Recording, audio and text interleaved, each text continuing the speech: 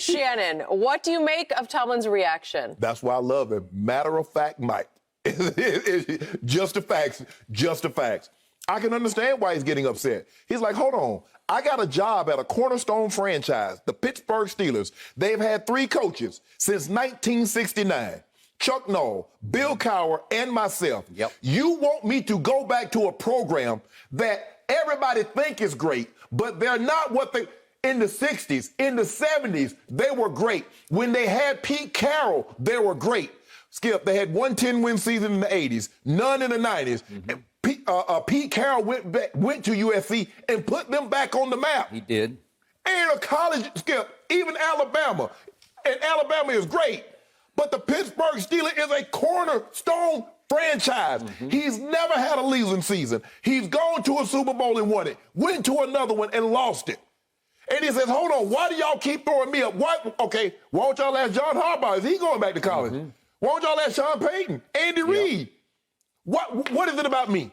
Tell me, have I not won enough? Have I not done enough to be a young reproach about going back to this? I can see if I'm coaching the Steelers, Skip, and I'm not having success. That would be well-founded.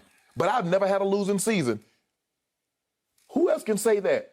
Can Coach Belichick, who is Coach Belichick is in a class by himself when it comes to NFL coaching, but Mike Tomlin doesn't have to take a back seat to Andy, to Sean Payton, John Harbaugh. He's in that same breath. Listen, to me, he doesn't have to take a back seat to Belichick. Yeah, but I'm just saying, but Coach Belichick, you would know Coach Belichick's not going. But he said, guys, why do y'all keep coming up with, why do y'all even follow up with some bull jive like that? Because somebody throws it out there, y'all run up in my face.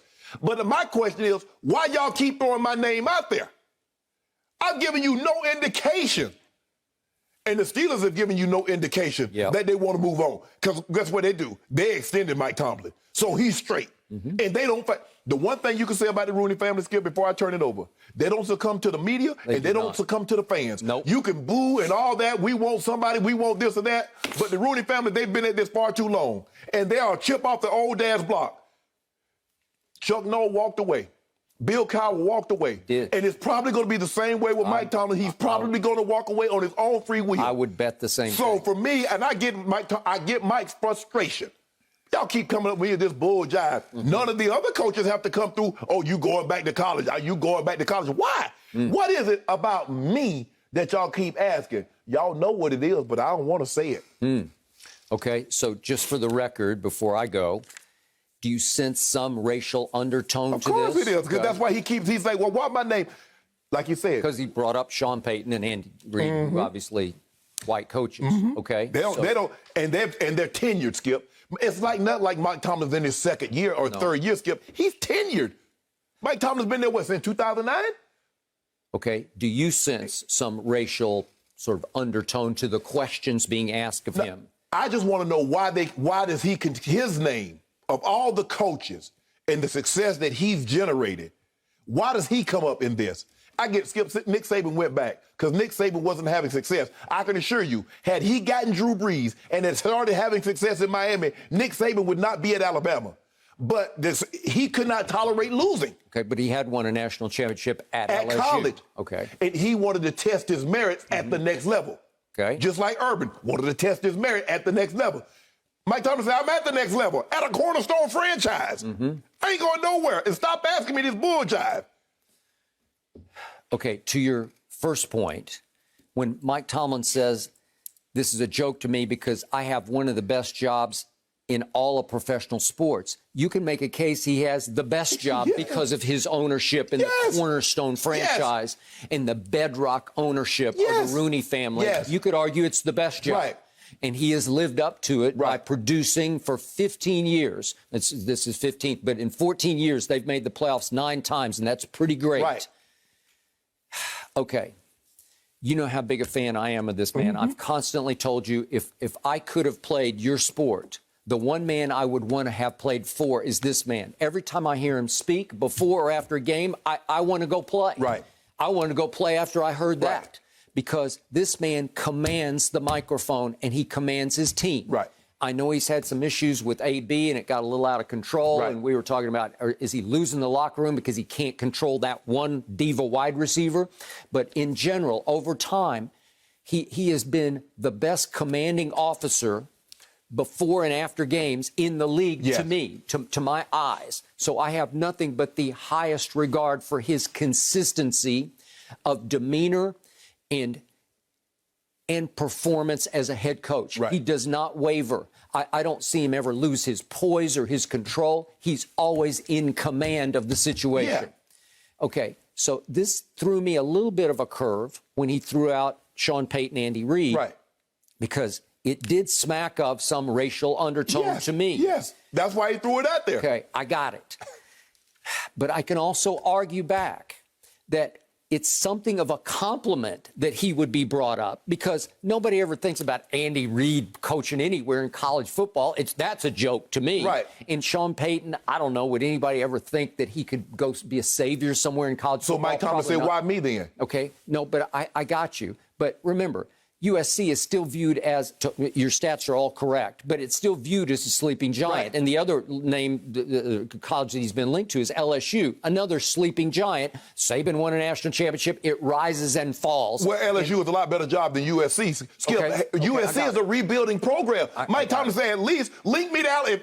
I'm just paraphrasing. Link me to Alabama. Say, I'm going to replace Coach Saban. Okay, Link me to a rebuilding program. How many coaches have they had since Pete Carroll, Skip? Okay, but why did that happen? Because Carson Palmer, I believe he's on Dan Patrick, and said, yeah, he's being talked about. That Mike's at the top of the list as somebody he mentioned as a long shot, but somebody we would love to get if we get. Well, who wouldn't love to have Mike Tomlin, right? Yes. And Ryan Clark, my friend from ESPN, who obviously played for Mike and played at LSU, has talked openly about, boy, would I love to see Mike at LSU? Sure, but it's like pie in the sky. It's like dream come true kind of a coach, right? But guys don't leave cornerstone franchises. I got it. But there's some compliment here that anybody would even consider. Well, you could argue he's the best. Like he's so good at what he does now that he could cross over and coach kids in college football, and they would perform for Mike Tomlin. Well, I think he's looking at like, would Frank Vogel be linked to going back to Duke when Coach K retires? You think Frank Vogel will be linked to Duke?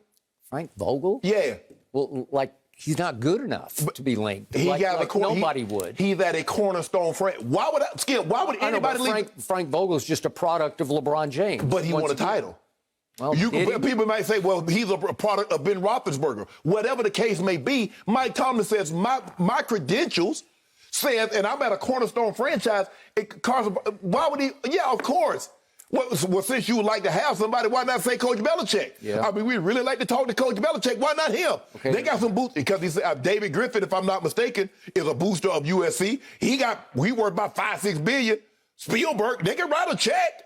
Yep. Well, he's saying nobody could write a big enough check. They could write a pretty big one. I listen, Mike. I ain't gonna, You might listen. Yeah, I listen now. You know, ain't no harm in listening. But you know what?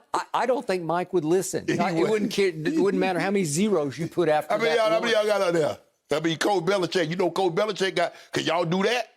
Okay. Huh? Coach Belichick would. But if you offered Mike Tomlin $1 billion to go coach the USC Trojans, you think he'd do it? No, I think about $15 million a year to get his attention. Might have his undivided attention. No, let's do the pie in the sky. Let's go to $1 billion. Would he do it for $1 billion? I don't think he would. How about this? I don't think he's made that way. Give him that. The guy at Texas A&M. Well, I forget the coach's name. It's off the top of my head, Skip. But he got a 10-year deal. Yeah. Give Mike Tomlin 10 years, $160 million. I think Mike might take a listen. I don't. No, Jimbo Fisher. Jimbo Fisher. No, okay, you're talking about football. If he had football at Texas A&M, he got a 10-year deal, and they just redid it, so he basically making $10 million a year. Well, he just right around Coach Saban. He just became a made man because he just beat Saban at Texas A&M, and that's your goal, man. He's first former assistant to beat him after 24 tries. He's been rumored as a hot candidate to go to LSU. Because remember, Skip, he was the OC under Saban. No, I got it. But again, we're now talking about apples and little tiny oranges. Right, but we see guys leave a college program and go to a bigger college program. Coach Saban was at Michigan State. He left, went to LSU. Yeah. He went to the Miami. And then he goes back to Alabama. So, Skip, we've seen guys leave basketball, football. We've seen them leave programs and go to other programs. We don't normally see head coaches in the NFL with coordinators, sure. But we don't normally see head NFL coaches leave a job, no matter what the job. It doesn't have to be a cornerstone franchise. Leave a job and say, no, I'm going back to college. When did we ever saw that, Skip? Okay, I got it. But remember that former Bills GM, that Doug Wally, who used to work with Tomlin when he was part of the Pittsburgh franchise. He went on a Pittsburgh radio station the other day and said that the Steelers should be concerned about both USC and LSU. And I don't know what his inside knowledge is, but obviously, would USC and LSU love to have Mike Tomlin? Of course. Sure they would. Yes. Okay, so I don't know if he's just sort of shooting from the lip about, He might be trying to get Mike another contract extension from the Rooney. Okay, well, it's possible. Okay. Because I don't see Mike Tomlin.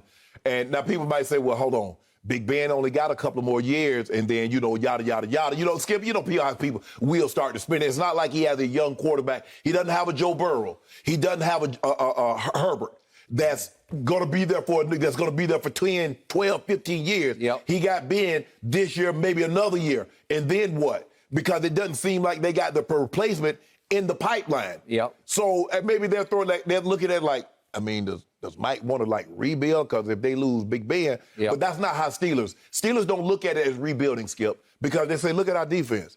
Look at what we've placed around it. We don't rebuild, we reload. Yep. Well, once upon a time, listen, USC has been a storied program. Yeah. Back in the day. In the 60s and the 70s, and when they had McKay and John Robinson. They did, and they owned Southern California recruiting. And if you own it, you're going to win national championships. So it's sitting there as a sleeping giant because it's the one that could own it. Bryce Young, guess where he's from, Skip? California, modern day. Guess where he's playing quarterback at? Alabama. Guess who? Najee Harris, a 5-star recruit from California. Guess where he played at? Alabama. Guess who the number one pick in next year's draft is going to be? Kid named Thibodeau. I watched him against UCLA the other day because he just took the game over, and he's at Oregon. Right. So, and he's from L.A. When Pete Carroll was here, you wasted your time coming to L.A. Because all the big modern day and all these Long Beach, all these guys, they going to USC. Now guess where they going? They going to Ohio State. They're going to Alabama. They're going to, like you said, Oregon. So now they're coming in here. LSU, Skip, I can just recruit Louisiana, Florida, and Texas. Maybe dip in Georgia, and I ain't even got to fly west. I just stay right there. I'm a 8-hour drive or a 2-hour flight, and I beat anybody in the country. I got it. Okay. Why would I take USC? USC. Steven Spielberg better put me on do a picture about my life before I even think about something like this. Are you campaigning for the USC job? No, I'm just saying, Skip. It's going to take a lot to get me to get up out of Pittsburgh, man. And then I'm like, nah, I'm good. No. I think he's good. Yeah, he's great. Yeah. I just had a visual of Shannon Sharpe as the USC football coach. I feel like recruiting-wise, though, Shannon, you'd be a good recruiter. Yeah, I'd be you get them all. Yeah, you get everyone. How could I go in there and talk to the mama to eat them neck bones and black-eyed peas and cabbage. Yeah. Sometimes you got to eat casseroles, too, because some of those linemen, their mom be making casseroles. I'll go in there. I know how to smooth with them. Yeah, you would win over all the families. I have to agree.